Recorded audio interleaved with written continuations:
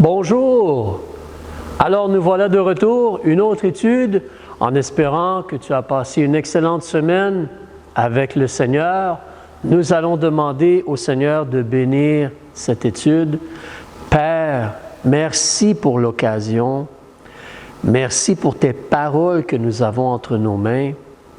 Je prie, Père, que ton Esprit nous aide présentement à être attentifs, à écouter. Je prie que ton Esprit vraiment parle au cœur de chacun et chacune d'entre nous. Aide-nous à bien réaliser ce que tu désires faire, ce que tu essaies de faire, notre part à nous. Aide-moi afin de bien partager tes paroles et surtout d'édifier, d'encourager, de nourrir les frères et les sœurs. Aide-moi donc par ton Esprit, s'il te plaît, afin de bien faire ce travail. Nous demandons tout ceci pour ta gloire et par le nom de Jésus-Christ. Amen. Amen. Alors, leçon numéro 8, nous parlons présentement de l'appel au ministère. Nous avons parlé dernièrement des compétences et des aptitudes pour un ouvrier, quelqu'un qui veut être ouvrier pour Dieu, quelqu'un qui est dans le ministère. Mais là, on va parler spécifiquement de l'appel au ministère. Et en réalité, une des premières choses que je veux faire, c'est t'encourager à considérer, comme tu vois dans tes notes, nous avons donc 2 parties aujourd'hui, mais dans la première partie, nous mentionnons que tous sont appelés. Et considère, lorsqu'on voit dans dans la Bible, le mot appel ou être appelé, ou le mot vocation. Alors ces mots-là nous parlent de comme Dieu qui nous invite, qui nous interpelle, qui veut avoir notre attention, qui nous invite à venir pour être avec lui, pour être béni par lui. Donc, on parle d'un appel, on nous invite à quelque chose. D'accord? Mais comme sur tes notes, si tu vois, la réalité, c'est que on peut considérer qu'il y a un appel général, un appel pour tous les gens, tous les êtres humains. Comme exemple, tous sont appelés à la repentance, si tu te rappelles. Mais regardons ensemble justement, alors ici en Matthieu chapitre 11, versets 28 et 29, une offre de Jésus qu'on connaît très bien. « Venez à moi, vous tous qui êtes fatigués et chargés, et je vous soulagerai. » L'offre de venir, on est appelé pour être soulagé. Venez à moi, un appel pour être soulagé. Chargez-vous de mon joug et apprenez de moi, parce que je suis doux et humble de cœur, et vous trouverez le repos de vos âmes. Alors, le soulagement nous est offert, le repos de nos âmes nous est offert. Nous sommes invités à aller et recevoir Jésus, espérer en Jésus, aller à Jésus. Donc, une deuxième chose, dans l'épître de M. Pierre, la première, chapitre 2, verset 9, on va lire cette déclaration. « Mais vous, » alors Pierre s'adresse aux gens qui ont déjà reçu Jésus comme leur sauveur personnel, des gens qui se sont repentis, qui sont nés de nouveau. « Mais vous, vous êtes la race élue, la sacrificature royale, la nation sainte, le peuple acquis pour annoncer les vertus de celui qui vous a appelés. » Nous avons le mot « appelé ». Alors, le Seigneur nous a appelés. Tous les êtres humains peuvent être sauvés. Tous les êtres humains sont appelés à aller à Jésus. Vous avez été appelés, vous êtes sauvés. Vous avez été appelés à quoi? Vous avez été appelés des ténèbres à sa merveilleuse lumière. Donc Dieu appelle, Dieu interpelle, Dieu invite tous les hommes à venir à la lumière, à sa lumière à lui, à être en relation avec lui, à devenir enfant de Dieu par Jésus-Christ et à être dans la lumière en relation avec Dieu, avec le Père, le Fils, l'Esprit. Un autre exemple, donc on va lire ceci. C'est dans Actes des Apôtres, on va voir la définition, on va voir la référence dans quelques instants, mais on nous dit que Dieu a fait d'un seul sang toutes les races des hommes pour habiter sur toute la face de la terre, ayant déterminé la durée précise et les bornes de leur habitation. Pour faire quoi? On est invité à chercher le Seigneur. Ce que Dieu désire, c'est qu'on cherche le Seigneur sincèrement pour voir si en le cherchant à tâtons, c'est-à-dire un peu comme si on est aveugle ou lorsque c'est la nuit et il fait noir, on avance lentement, on fait attention. Donc, pour chercher à tâtons, s'il le trouverait. Si en le cherchant à tâtons, il le trouverait, quoiqu'il ne soit pas loin de chacun de nous. Nous continuons. Car en lui, nous avons la vie, le mouvement et l'être, comme l'ont dit aussi quelques-uns de vos poètes. Car de lui, nous sommes aussi la race. Étant donc de la race de Dieu, nous ne devons pas croire que la divinité soit semblable à de l'or ou de l'argent ou de la pierre taillée par l'art et l'industrie des hommes.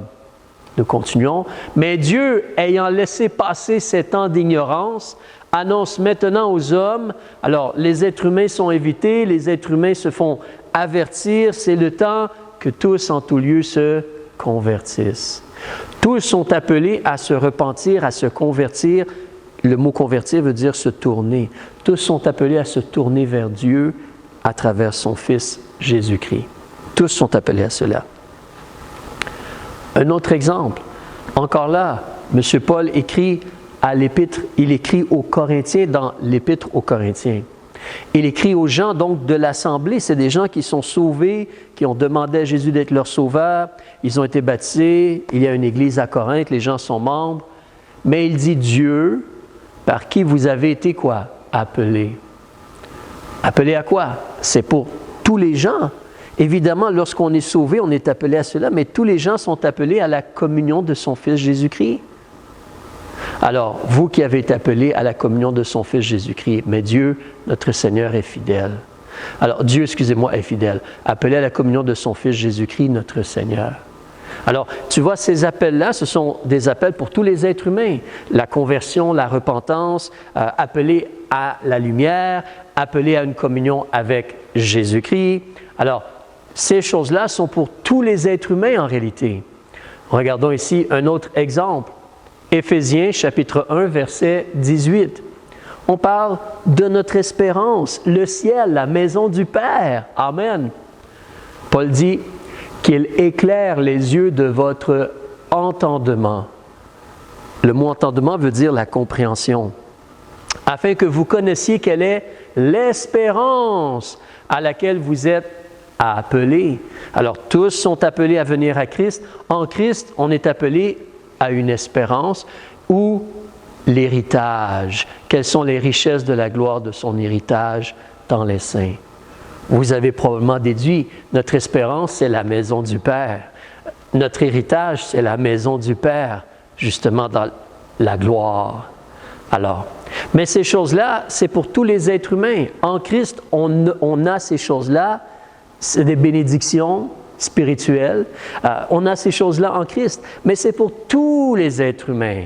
Repens-toi, reçois Jésus, tu vas pouvoir aller au ciel. Tu peux être en relation avec Dieu. Tu peux être en communion. Tu es appelé à sa lumière. Alors, tu es appelé à avoir son soulagement, son repos. Alléluia. Alléluia. Ces choses-là, donc, sont pour tous les êtres humains. Alors, sur la feuille, point B, je mentionne, en réalité, si tu te rappelles, les aptitudes, les compétences qui sont là pour tous les ouvriers, tous les pasteurs. Tu te rappelles le fait d'être irréprochable, mari d'une seule femme, juste, saint, etc. On a vu ensemble, hein, ces compétences et ces aptitudes sont en réalité pour tous les enfants de Dieu. Il y a un appel qui en réalité est pour tous les êtres humains, tous les enfants de Dieu. Mais là, le point C, regardons une autre réalité. Toute personne est appelée à servir Dieu. Toute personne.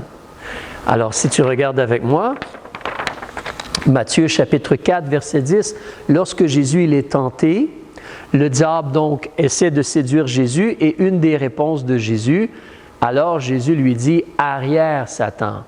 Car il est écrit, tu adoreras le Seigneur ton Dieu et tu quoi? Tu le serviras lui seul. Tout être humain, certainement les enfants de Dieu encore plus, tout être humain est appelé à servir Dieu. Tout être humain devrait reconnaître Dieu. Et certainement les enfants de Dieu devraient servir Dieu. En demandant l'aide de Dieu, mais avec tout notre cœur, servir Dieu. Une autre chose, Romains chapitre 12, verset En réalité, excuse-moi, j'ai fait une erreur, c'est verset 11 et non verset 12. Sur la feuille, c'est bon. Ici, je crois qu'il y a une erreur, désolé. Mais le verset nous dit, « Quant aux ailes, ne soyez point, quoi? Paresseux. Soyez fervents d'esprit, servez le Seigneur. » C'est l'ordre. Nous croyons en Jésus, nous devons servir le Seigneur. Alors, encore aussi en 1 Corinthiens chapitre 6, verset 19, qu'est-ce que Dieu à travers Paul mentionne aux gens de Corinthe? Il mentionne, « Ne savez-vous pas que votre corps c'est le temple du Saint-Esprit qui est en vous et qui vous a été donné de Dieu et que vous n'êtes point à vous-même, car vous avez été achetés à un grand prix. Glorifiez donc Dieu en votre corps et en votre esprit qui appartiennent à Dieu. » Alors, on a été achetés, on a été rachetés par le précieux sang de Jésus-Christ. Et donc, nous sommes appelés à glorifier Dieu, servir Dieu avec notre vie. Donc, on a la réalité ici que tous les enfants de Dieu sont appelés à servir Dieu. Ce qui se produit, c'est que Dieu, dans sa grâce et dans sa sagesse, choisit de se réserver certains hommes pour être des ouvriers à temps plein. Alors, certaines personnes vont travailler de leurs mains, avoir un emploi, peut-être une business ou quelque chose, et ils vont travailler donc et subvenir à leurs besoins par ces choses-là. Mais Dieu se réserve certains hommes pour être seulement des ouvriers à temps plein pour Dieu et le servir. Et Dieu pourvoit pour eux. Dieu s'occupe d'eux. Alors, en réalité, si tu regardes dans l'Ancien Testament, on a un exemple quand même assez bien connu.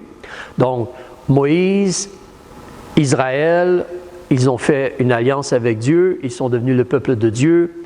Dieu les a sortis de l'Égypte. Et si tu te rappelles, Dieu s'est réservé à Aaron et les descendants d'Aaron. C'est seulement eux qui devaient offrir les sacrifices. C'est eux qui s'occupaient des choses de la sacrificature. Aaron et tous ses fils. Et Dieu aussi s'était réservé la tribu de Lévi. Toute la tribu de Lévi, les hommes de Lévi étaient mis à part pour aider Aaron concernant le tabernacle, ensuite le temple, le travail de Dieu. Aaron faisait les sacrifices ou offrait les sacrifices et les Lévites aidaient. Alors ces gens-là, automatiquement, si tu étais un fils d'Aaron, tu étais mis à part pour le ministère. Si tu ne faisais pas cela, c'était comme désobéir à Dieu. Si tu étais un Lévite, automatiquement, tu étais réservé pour le ministère. Si tu ne faisais pas cela, c'était comme désobéir à Dieu. Et si tu te rappelles, la dîme, elle était donnée, et aussi des offrandes. Et à partir des sacrifices, on pouvait prendre des parties ou des morceaux de l'animal réservés pour ces gens-là. Et donc, à travers ce système-là, Dieu s'occupait de ses ouvriers. Tout cela est terminé. Maintenant, il y a des pasteurs et il y a des églises. Mais justement, la dîme, elle est là, les offrandes, et on s'occupe des pasteurs. Mais les pasteurs doivent se dévouer. Maintenant, ce n'est plus un père, un fils nécessairement. C'est un appel au ministère. Et lorsque Dieu nous appelle au ministère, on doit obéir et se donner pour le ministère, servir le Seigneur. Tous les enfants de Dieu devraient servir Dieu. Mais Dieu se réserve certains hommes. Il y a un appel au ministère pour être un ouvrier à temps plein. D'accord? Maintenant, on va parler un peu plus en détail de l'appel au ministère. Donc, sur ta feuille, le second point. L'appel au ministère, c'est particulier pour certains. Pensons. Voilà, je vous pose une question. Qui était le premier prophète? Le premier prophète. Lorsqu'on regarde les écrits de Dieu, qui était le premier prophète? Vous ne pouvez pas nécessairement me répondre, mais regardez avec moi en Luc chapitre 11, s'il te plaît. Je prends ma Bible, prenez votre Bible, regardez avec moi en Luc chapitre 11, s'il vous plaît. Luc chapitre 11. page 102 dans ta Bible, nous allons débuter au verset 49. Et porte bien attention, s'il te plaît, tu vas voir, ce sont les mots de Dieu et c'est la sagesse de Dieu. C'est le plan de Dieu. Le plan de Dieu, il a donné Jésus pour que tu puisses être né de nouveau. Lorsque tu es né de nouveau ou en étant né de nouveau, Dieu t'appelle à une relation avec Jésus, à être dans la lumière avec lui. Dieu invite tous les hommes à aller à Jésus. Dieu appelle tous les gens à la repentance. Lorsqu'on a Jésus, on est appelé à aller au ciel, appelé à une communion avec lui, appelé à être dans sa lumière avec lui. Et Dieu se réserve certains hommes. C'est le plan de Dieu. Concernant le plan de Dieu, chapitre 11, verset 49. C'est pourquoi aussi la sagesse de Dieu a dit, « Je leur enverrai des prophètes et des messagers, et ils feront mourir les uns et persécuteront les autres, afin que le sang de tous les prophètes qui a été répandu dès la création du monde soit redemandé à 7 générations, ceux du temps de Jésus. » Jésus est venu, le Messie, mais il était aussi comme un prophète, il a prophétisé des choses, mais il est le Messie. Il est au-delà des prophètes. Alors, mais on te dit donc, afin que le sang de tous les prophètes soit redemandé à cette génération. Verset 51. Depuis le sang d'Abel jusqu'au sang de Zacharie, qui fut tué entre l'autel et le temple. Alors tu vois, le dernier des prophètes, ici avant Jésus, donc avant Jean le Baptiste, ou pour la partie Ancien Testament, les livres qu'on appelle l'Ancien Testament, le dernier, Zacharie, dans ce sens-là, qui a été tué, et le premier, donc Abel. Abel était un prophète. Alors tu as M. Abel et M. Caïn. Adam et Ève ont eu des enfants, le premier Caïn, le second Abel, ensuite d'autres fils et filles. Abel était un prophète. Et je veux t'encourager à faire un saut dans l'Épître aux Hébreux, page 318, s'il te plaît donc, page 318. Hébreux chapitre 11, on va regarder quelque chose concernant M. Abel. C'est un prophète, c'est un homme de Dieu. Si tu es un prophète, c'est que tu révèles des choses, que tu donnes le message qui vient de Dieu. Et remarque ce que Abel a fait au verset 4. Peut-être tu connais un peu son histoire. Mais au verset 4, on te dit, par la foi, Abel offrit à Dieu un plus excellent sacrifice que Caïn. À cause d'elle, il fut déclaré juste. Alors Abel, par la foi, il a fait un sacrifice. Recule avec moi en Genèse. Alors, maintenant, on fait un saut dans la direction opposée. Le premier livre de la Bible, chapitre 4, et on veut bien réaliser, bien comprendre. Abel, c'est un prophète. Alors, recule vers moi, avec moi, à la page 5. Page 5, Genèse, chapitre 4. Donc, Abel, c'était un prophète. Il avait un message et il agit avec foi. Lorsqu'on parle d'agir avec foi, lorsqu'on agit avec foi, c'est qu'on a entendu ce que Dieu a dit, on a cru ce que Dieu a dit, on a fait ce que Dieu a dit. On a agi comme Dieu a demandé d'agir. Donc, nous avons des raisons de croire et de considérer que Abel, il avait eu la révélation et il avait livré la révélation. Voilà comment Dieu demande de s'approcher de lui. La foi dit sacrifice d'animaux, sacrifice sanglant, le sang temporairement des animaux couvre les péchés. Jésus, c'est l'agneau de Dieu qui ôte le péché du monde. Alléluia! En attendant que Jésus vienne, les sacrifices d'animaux, vie pour vie. Nous sommes pécheurs, nous méritons la mort. Dieu permet qu'un animal meure à notre place afin qu'on puisse rester en vie. Et le Messie surtout vient et verse son sang divin pour nous racheter. As-tu demandé à Jésus de laver tes péchés? As-tu demandé à Jésus de te sauver du jugement que tu mérites pour tes péchés? Donc, Caïn, Abel. Abel a fait le sacrifice que Dieu demandait. Remarque avec moi, Genèse chapitre 4, verset 3. Au bout de quelque temps, Caïn offrit des fruits de la terre, une oblation. Le mot oblation veut dire offrande. Alors Caïn a fait une offrande à Dieu des fruits de la terre. Est-ce que Dieu demandait cela? Non, pas vraiment. Dieu demandait le sang versé. Abel, lui, il a fait cela par la foi. Il a cru Dieu et il agit selon ce que Dieu demandait. Verset 4. Abel offrit lui aussi des premiers-nés de son troupeau et de leur graisse. Il a fait comme Dieu demandait. Caïn avait l'information, mais Caïn a choisi de faire à sa tête. Tu sais, c'est comme aujourd'hui. Malheureusement, le mensonge du diable, les fausses religions dans le monde, par nos bonnes œuvres, on essaie de s'approcher de Dieu. Non, c'est par le sang versé de Jésus seulement que tu peux t'approcher de Dieu. Mais dans le cas ici donc de Caïn, ensuite, Dieu est allé vers Caïn pour parler à son cœur. Regarde si tu vas au verset 6, l'Éternel dit à Caïn. Dieu n'a pas rejeté Caïn, Dieu a essayé de gagner son cœur, de lui parler. Alors l'Éternel a dit à Caïn, pourquoi es-tu irrité? Et pourquoi ton visage est-il abattu?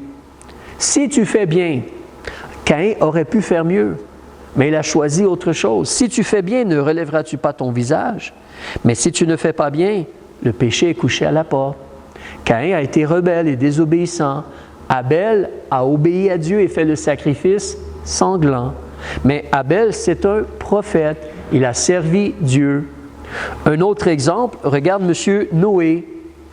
Noé, en tant que tel, il est appelé un prédicateur.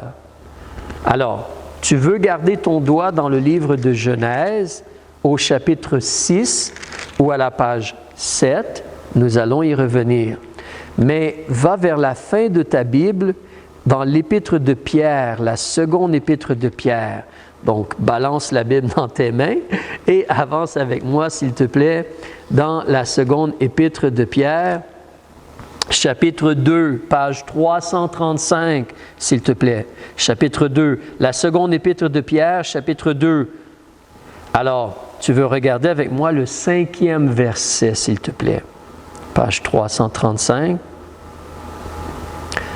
Monsieur Noé était un prophète aussi.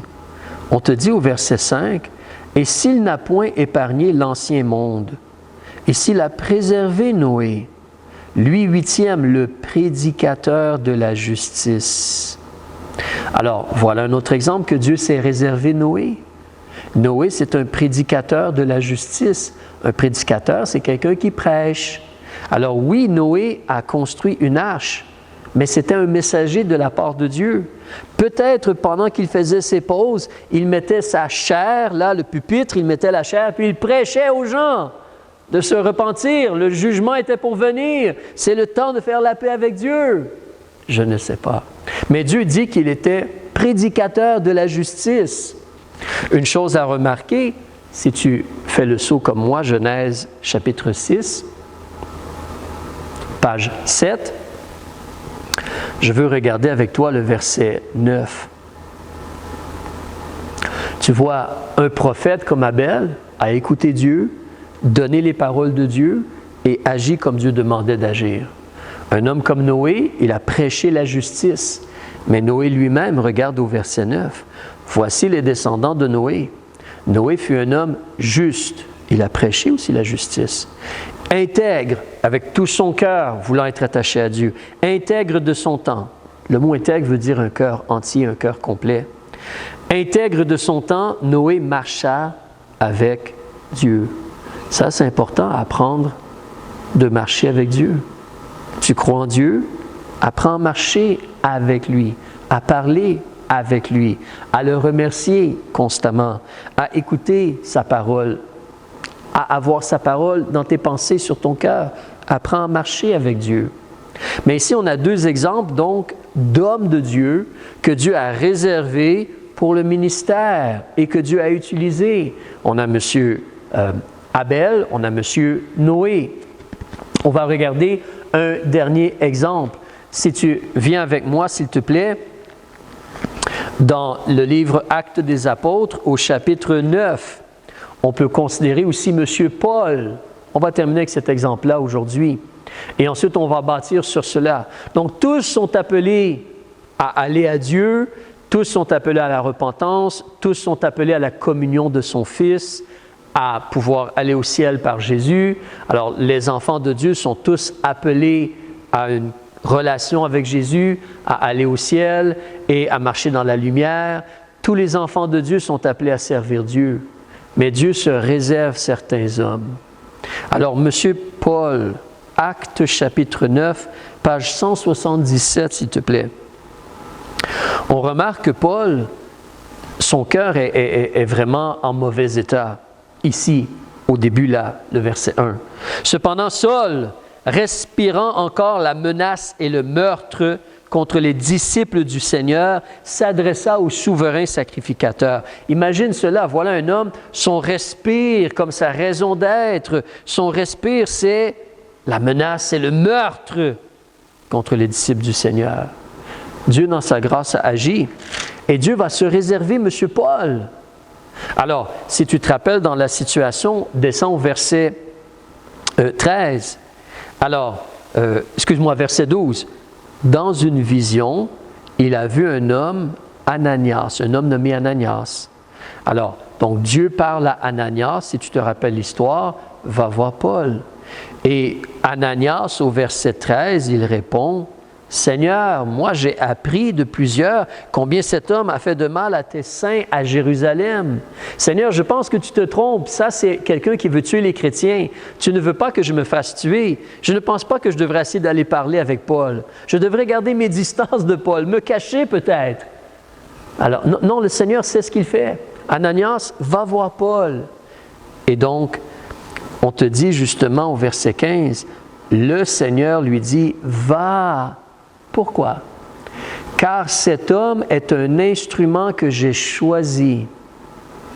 Alors cet homme va devenir un instrument, un outil entre les mains de Dieu. Dieu va le changer, Dieu va le former, Dieu va l'utiliser. Et là, on parle sur plusieurs années. C'est-à-dire que Paul s'est converti, puis il a appris. Et plus tard, il est allé en voyage missionnaire. Mais cet homme est un instrument que j'ai choisi pour faire quoi? Porter mon nom devant les gentils, devant les rois et devant les enfants d'Israël. Et je lui montrerai combien il doit souffrir pour mon nom. Ah, donc tu vois, Dieu se réserve des hommes pour le servir. Et Dieu les appelle à ce qu'il veut. Il a un plan. Quand Dieu appelle un homme, peut-être c'est pour un endroit, un village, une ville, un endroit. Dieu a un endroit, Dieu a un ministère. Dieu appelle certains hommes et il a un ministère pour ces hommes-là. Dieu est le maître, Dieu décide. Et même, remarque ici, lorsqu'on sert Dieu, Dieu nous avertit, il va y avoir des souffrances. Oui, nous sommes tous appelés à servir Dieu. Tu te rappelles, Jésus a dit que tous doivent prendre leur croix et le suivre. Et c'est encore plus dans la réalité, lorsque Dieu nous appelle au ministère, comme Jésus, il va falloir être prêt à laisser notre vie entre les mains de notre Maître et vraiment le servir comme il nous dit de le servir, ou il nous dit de le servir. Mais la réalité, Dieu appelle, Dieu se réserve des hommes pour le ministère. Tous sont appelés. Dieu appelle les gens, il y a des appels qui sont pour tout le monde, il y a la réalité pour les chrétiens, Dieu offre des choses et tous les enfants de Dieu devraient servir Dieu. Mais Dieu va se réserver des hommes pour le ministère. On va continuer dans les prochaines semaines. Alors, que le Seigneur vous bénisse, passez un excellent temps et on se revoit, Dieu voulant, au ciel ou sinon dimanche ou la semaine prochaine.